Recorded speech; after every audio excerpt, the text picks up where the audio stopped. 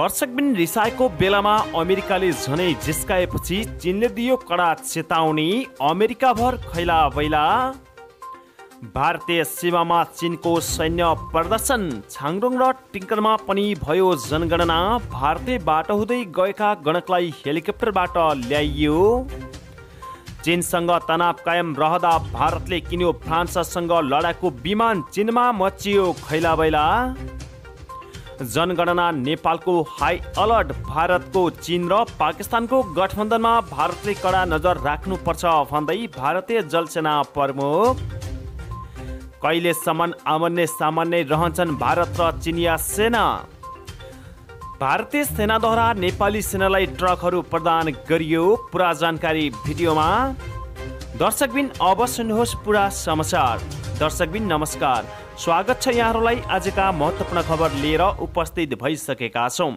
दर्शकबिन हरेक समाचार निकै नै महत्त्वपूर्ण भएकाले भिडियोलाई अन्तिमसम्म हेरेर सुनेर साथ दिनुहोला र तपाईँ कुन देशबाट हेर्दै हुनुहुन्छ तलको कमेन्ट बक्समा गएर आफ्नो प्रतिक्रिया दिन भने नभुल्नुहोला। साथै हाम्रो च्यानललाई अहिलेसम्म सब्सक्राइब गर्नुभएको छैन भने कृपया सब्सक्राइब गरेर छेउमै रहेको बेल आइकन दबाएर हामीसँग निरन्तर रूपमा जोडिरहनुहोला। दर्शकबिन समाचार सुरु गरौँ आजको पहिलो प्रसङ्गबाट। ताइपेई एजेन्सी चीनले ताइवानलाई अनावश्यक महत्त्व नदिन र उसको स्वतन्त्रताबारे नबोल्न अमेरिकालाई कडा चेतावनी दिएको छ र लोकतन्त्रका लागि अमेरिकाले आयोजना गरेको शिखर सम्मेलनमा ताइवानलाई निम्तो दिएपछि चीनले सो चेतावनी दिएको हो र अमेरिकी निम्तोको कडा शब्दमा विरोध गर्दै चीनका विदेश मन्त्रालयका प्रवक्ता झाओ लिजियानाले अमेरिका एक चीन नीतिप्रति प्रतिबद्ध हुनुपर्ने सुझाव दिएका छन् र यही 9 र 10 डिसेम्बरमा आयोजना हुने भर्चुअल सम्मेलनमा अमेरिकाले ताइवान सहित 110 देशलाई बोलाएको छ। तर चीन र रुस अफगानिस्तान लगायत केही देशलाई भने बोलाएको छैन भने ताइवानले अमेरिकी निम्तोको स्वागत गर्दै उसले वर्षौंदेखि प्रजातान्त्रिक मूल्य र मानव अधिकारको रक्षा गर्दै आएको जनाएको छ र चीनका दर्जनौं लडाकु जहाज ताइवानको सुरक्षा क्षेत्र नजिक उडेपछि ताइवान र चीन बीचको तनाव बढिरहेको छ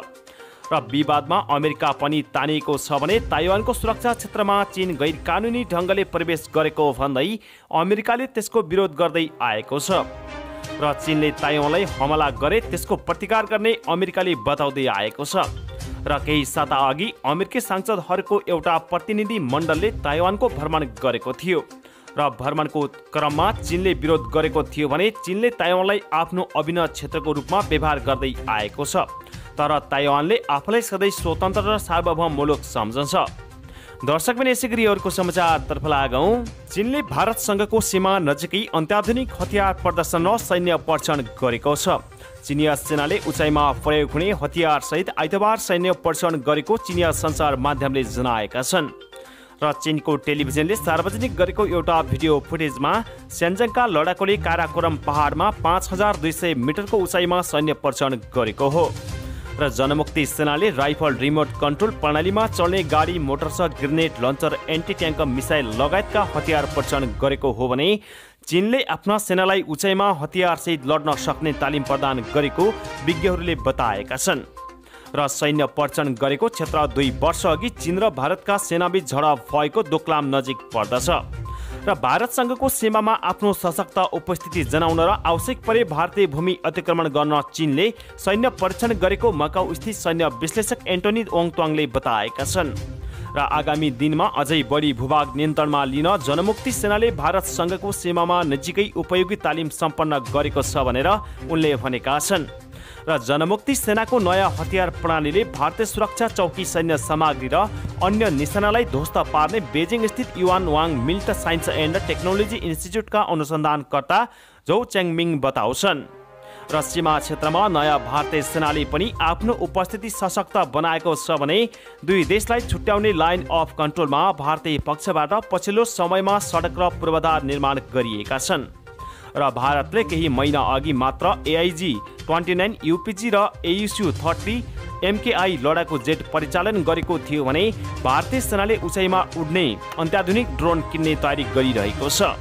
दर्शकबिन यसैगरी अर्को समाचारतर्फ लागौँ। कालापानी र लिम्पियाधुरा बाहेकको जनगणना सङ्कलन कार्य सकिएको छ भने केन्द्रीय तथ्याङ्क विभागले कार्तिक 25 गतेदेखि सुरु गरेको जनगणना सङ्कलन कार्य तोकेकै समयमा सकिएको हो। मङ्सिर मसान्तसम्ममा सबै जिल्लाबाट जनगणना सहितको विवरण भरिएको प्रश्नावली केन्द्रमा ल्याइने विभागले जनाएको छ र विभागले देशभर गणक र सुपरिवेक्षक परिचालन गरी जनगणना सुरु गरेको थियो भने गणकले सबैतिरको तथ्याङ्क सङ्कलन गरी विभागको सर्भर र प्रश्नावलीमा विवरण सङ्कलन गरेको विभागका निर्देशक तीर्थराज चौलगाईले बताएका छन्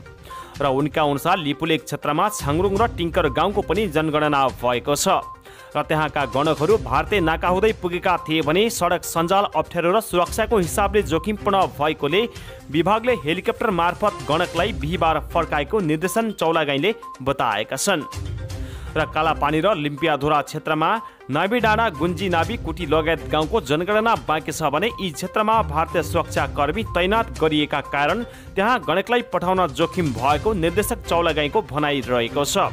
र अन्य ठाउँको जनगणना सकियो कालापानी र लिम्पियाधुरामा गणना गर्न जोखिम भयो त्यहाँ भारतीय पक्षले सुरक्षाकर्मी तैनात गराएका कारण जोखिम भएको उनले भनेका छन् र ती क्षेत्रमा अन्य तरिका अपनाएर भए पनि जनगणना हुन्छ उनले कालापानी र लिपुलेक क्षेत्रका घर सङ्ख्याको तथ्याङ्क विभागसँग रहेकोले त्यसको आधारमा प्राविधिकको सहायतामा जनगणना गरिने बताएका छन्। दर्शक पनि यसैगरी अर्को समाचारतर्फ लागौं। चीनसँग सीमा विवाद चलिरहेको बेलामा भारतीय वायुसेनाले फ्रान्ससँग किनेको सेकेन्ड ह्यान्ड 2वटा लडाकु विमान ग्वालियर एयरबेसमा ल्याएको छ र उक्त विमानहरूलाई पछिल्लो मापदण्ड अनुरूप अत्याधुनिक गरिने बताएको छ भने भारतीय वायुसेनाले मिराज लडाकु विमानको संख्या 50 पुर्याउनको लागि उक्त 2 विमान ल्याएको हो र विभिन्न ब्याचमा गरी वायुसेनाले 51वटा मिराज विमान हासिल गरेको छ र ती सबै ग्वालियर एयरफोर्स स्टेसनमा राखिएका छन् र मिराजलाई अत्याधुनिक गर्न भारत र फ्रान्सबीच भएको सम्झौता 51वटा विमानको क्षमता अभिवृद्धि गर्नका लागि हो र दुर्घटनामा परेका विमानका सामानहरू फ्रान्सबाट ल्याएका वायुसेना विमानमा फिट गर्दै युद्धका लागि तयारी अवस्थामा राख्न सकिने बताएको छ। मिराज विमानहरू सन् 1980 को दशकदेखि भारतीय वायुसेनामा छन् भने कारगिल युद्धमा तिनको उपयोग गरिएको थियो। दर्शक पनि यसैगरी अर्को समाचारतर्फ लागौं। भारतले चीन र पाकिस्तानको सैन्य गठबन्धनलाई नजिकैबाट नियालिरहेको भारतीय जलसेना प्रमुख एडमिरल करमवीर सिंहले बताएका छन्। चीनले केही दिन अघि मात्र पाकिस्तानलाई एउटा युद्धपोत उपलब्ध गराएको छ भने भारतमै बनेको पण्डुबी आइएनएस बेला जलसेनालाई सुम्पिने समारोहमा एडमिरल सिंहले उक्त भनाइ राखेका हुन् र भारतले स्वदेशी विमान वाहक युद्धपोत आइएनएस विक्रान्तलाई सफलतापूर्वक समुद्रमा ट्रायल सुरु गरेको जानकारी पनि उनले दिएका थिए र सन् 2022 को अगस्त महिनासम्ममा यसलाई भारतीय जलसेनामा संलग्न गराइनेछ। आइएनएस बेला आएपछि देशको जलसेनाको शक्ति थप बढेको नेभी चिफले बताएका छन् र यसबाट समुद्री सीमाको सुरक्षालाई थप बलियो बनाउन सक्ने उनको कथन रहेको छ भने प्रोजेक्ट 75 अन्तर्गत भारत र फ्रान्स मिलेर पण्डुबी बनाउँदैछन् र तीमध्ये आधा पण्डुबी तयार भइसकेका छन्। दर्शक पनि यसैगरी अर्को समाचारतर्फ लागौं। भारत र चीनले वास्तविक नियन्त्रण रेखामा 50,000 भन्दा बढी सैनिकहरू आमने सामने रहेका छन्। तनाव कम गर्नका लागि 13 चरणमा भएका वार्ता विफल रहे पनि गत बिहिबार भारत र चीनका कूटनीतिक कर्मीहरूको बैठक बसेको थियो र त्यस क्रममा सैन्य कमान्डरहरूको 14औं चरणको बैठकका लागि स्वीकृति दिएको छ भने दुवै देशले विवाद समाधान नहुन्जेल स्थितिलाई स्थिर राख्न सहमति जनाएका छन् तर दुई मध्ये एक पक्ष झुके मात्र समाधान आउने बताएका छन् भने विगत 18 महिनादेखि दुवै तर्फका सैनिकहरू सीमामा खटिएका छन् र दोस्रो पटक उनीहरू जाडोको मौसममा खटिएका हुन् भने गत 16 नोभेम्बरमा भारतीय स्थल सेना र वायु सेनाले साझा अभ्यास गरेका थिए। दर्शक पनि यसैगरी अर्को समाचारतर्फ लागौं। भारतीय सेनाले नेपाली सेनालाई टाटा एलपिटी 1628 उर्कसप ट्रकहरू उपहार स्वरूप प्रदान गरेको छ र बिहिबार टुडिखेल स्थित नेपाली सेनाको मुख्यालयमा आयोजना गरेको एक समारोहबीच भारतीय सेनाले नेपाली सेनालाई ट्रकहरू हस्तान्तरण गरेको हो र भारतका रक्षा सहचरी कर्णेल अमित शर्माले भारतीय सेनाको तर्फबाट उक्त ओर्कसप ट्रक नेपाली सेनाका सहायक रथी कृष्णदेव भट्टलाई हस्तान्तरण गरेका थिए र कम्प्याक्ट मोबाइल ओर्कसपको रूपमा काम गर्ने यी ओर्कसप ट्रकहरूले नेपाली सेनाको सवारी साधनको सहज र निर्वाध कार्यक्षमता सुनिश्चित गर्न महत्त्वपूर्ण भूमिका खेल्ने लिएको छ र प्रधान सेनापति प्रभुराम शर्माले हालै भारतका राष्ट्रपतिबाट भारतीय सेनाको मानार्थ महारथीको सम्मान ग्रहण गरी स्वदेश फर्के पश्चात सो ट्रकहरू उपहार स्वरूप प्रदान गरिएको हो। रक्षा सहकार्य अन्तर्गत उपलब्ध गराइने यस्ता सैन्य सामग्रीले भारतीय सेना र नेपाली सेनाबीच रहेको गहिरो तथा बलियो सम्बन्धलाई पुष्टि गरेको बताएको छ र यस सैन्य सम्बन्धले दुई देश बीचको सम्बन्धलाई थप सुदृढ बनाउन पनि मद्दत गर्नेछ भने भारतीय सरकारको